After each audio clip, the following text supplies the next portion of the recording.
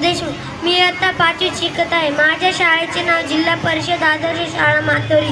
आदरणीय व्यासपीठ, पूज्य गुरुजन वर्ग व येथे जमलेल्या माझ्या बालमित्रांनो, मी तुम्हाला आज छत्रपती शिवाजी महाराजांविषयी 2-3 शब्द सांगत आहे। ते तुम्ही शांतचित्ताने ऐका, ही माझी नम्र विनंती। आज आपण एक महान पुरुष यांचा सत्कार करत आहोत, ज्यांनी हिंदवी स्वराज्याची स्थापना केली। त्यांच्या पराक्रमामुळे केवळ मराठा साम्राज्य नाही तर संपूर्ण भारत देशाची शान वाढली।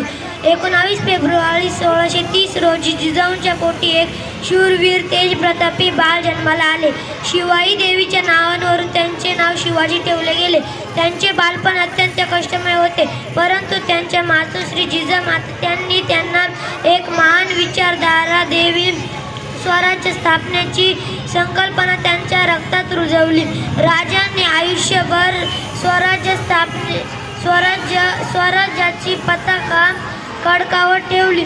सुलतानशाही मुघल या क्रूर सत्तेला त्यांनी गाडून टाकून स्वराज्याचे तोरण बांधले।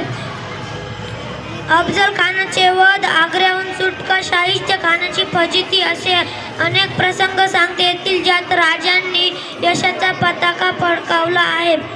त्यांनी अखेरचा श्वास 3 एप्रिल 1680 रोजी रायगडावर घेतला, परंतु त्यांचा तो अंत केवळ एक शरीराचा अंत होता।